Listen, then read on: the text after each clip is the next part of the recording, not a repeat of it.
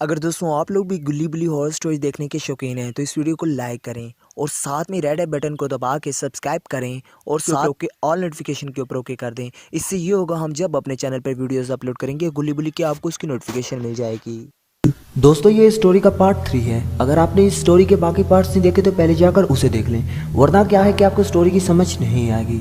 और आपने comment box में कमेंट ज़रूर छोड़ना है ताकि इस स्टोरी का पार्ट 4 जल्द से जल्द आ जाए। दोस्तों अभी तक हमने देखा कि जो शोम होता है वो गुल्ली और बुल्ली के घर में पहुंच जाता है और इधर उधर देखने लगता है, लेकिन तभी उसे दूर पड़ी हुई लाश मिलती है। ये उसकी तरफ भागने लगता है। जब ये करीब पहुंचता है तो इसे पता चलता है ये तो गुल्ली होता है जिसे बेरहमी के साथ कत्ल कर दिया गया होता है और इसका सर धड़ से अलग होता है। बेचारा शोम समझ ही नहीं पाता कि आखिरकार खूनी है तो है कौन, और फिर बहुत ही ज़्यादा रोने लग जाता है। लेकिन ये वक्त रोने का नहीं होता, ये बुली की तरफ भागने लगता है कि गोया बुली भी जिंदा है कि नहीं, कहीं उसे भी तो मार नहीं डाला गया।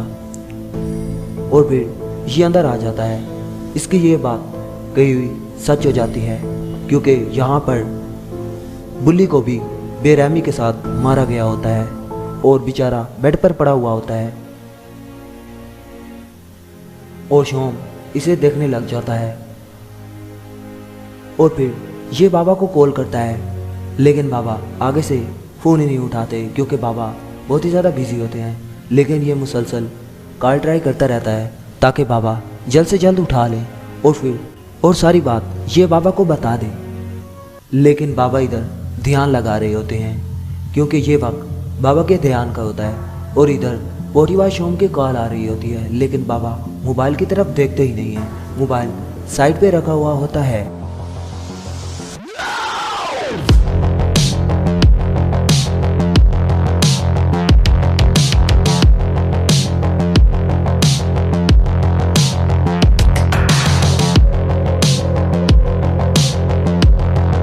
और फिर जब बाबा मोबाइल को उठाते हैं तो बाबा को पता चलता है कि पोटीवार शोम की बहुत सी मिस्ड कॉल आई पड़ी होती है।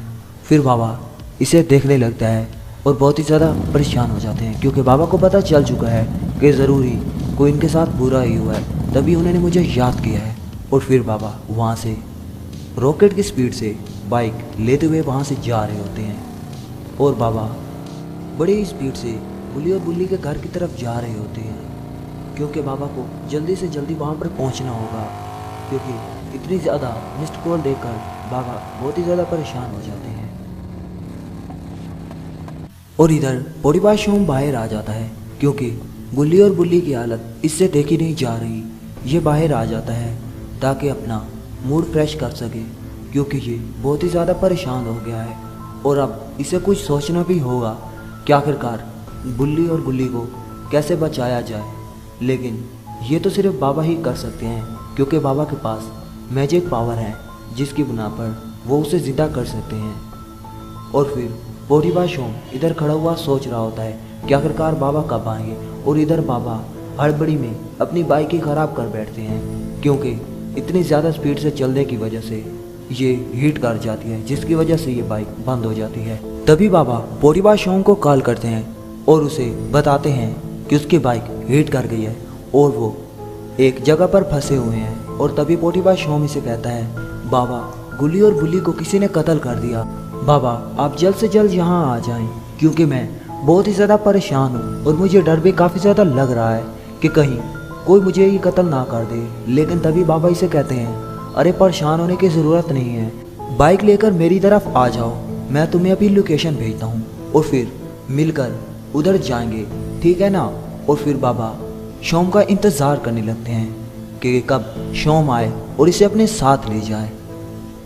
और इधर पोटीवार शोम लोकेशन चेक करता है जो बाबा ने इसे सेंड की होती है ताकि ये जल्द से जल्द वहाँ पर पहुँच जाए और बाबा को अपने साथ ले आए।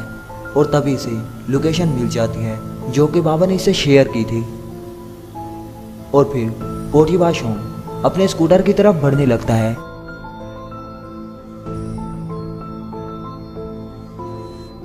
और फिर इधर स्कूटर के पास पहुंचते ही वो स्कूटर पर बैठता है और निकल पड़ता है बाबा को लेने के लिए।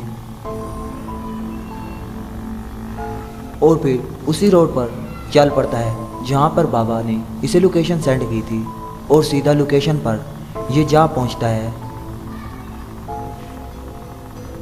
और फिर बाबा आगे खड़े हुए होते हैं। ये बाबा को कहता है, बाबा मेरे पास टाइम नहीं है, जल्दी बैठो क्योंकि हमें वहाँ पर पहुँचना होगा, क्योंकि वहाँ पर खूनी है जो अभी वहीं पर छुपा हुआ है। मुझे यकीन है क्योंकि उसने गुल्ली और बुल्ली को बड़े ही बेरहमी के साथ कत्ल किया है। और फिर ये दोनों वहाँ से निकल पड़ते हैं। थोड़ी ही देर बाद ये अपने घर पहुँच जाते हैं और बाबा भी इसके साथ होता है स्कूटर पर। और फिर ये दोनों उतरते हैं और ये सारी बात बाबा को बताता है कि कैसे पोटीबा शोम यहाँ पर आया और फिर उसने देखा कि दूर गुल्ली का सर कटा पड़ा था और मैं उसकी तरफ भागने लगा। बाबा मैं बहुत ही ज़्यादा परेशान हो गया था क्योंकि जब मैंने वहाँ पड़े हुए गुल्ली को देखा। फिर बाबा इसे कहता है, चलो चल के देखा जाए। और फिर शोम और बाबा गुल्ली की तरफ बढ़ने लगते हैं और पोटीबा शोम भी बाबा के साथ होता है।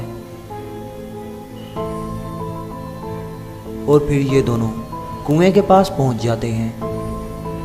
कुएं के पास पहुंचते ही बाबा गुल्ली की तरफ नज़र दौड़ाता है और गुल्ली को देखने लगता है।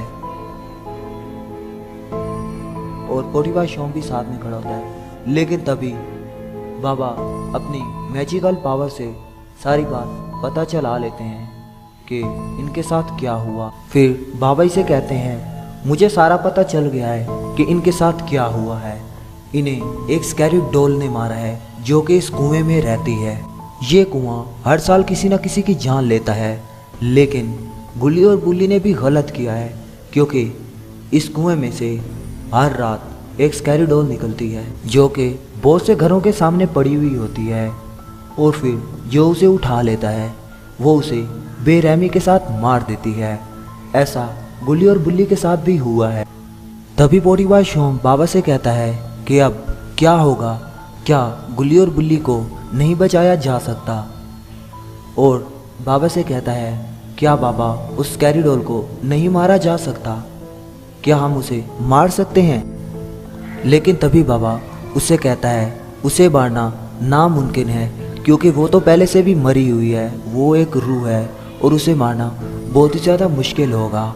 उसके लिए हमें एक काम करना होगा, तुम्हें अकेले को हमारे शहर के कब्रिस्तान जो कि इस इलाके से बाहर है वहाँ पर जाना होगा। और फिर वहाँ पर एक कब्र में पुरानी किताब रखी हुई है जो कि तुम्हें पूरी रात पढ़नी होगी। उसी में तरीका लिखा हुआ है कि कैसे इस स्कैरी डॉल को मारा जाए, तभी हम इसे मार पाएंगे।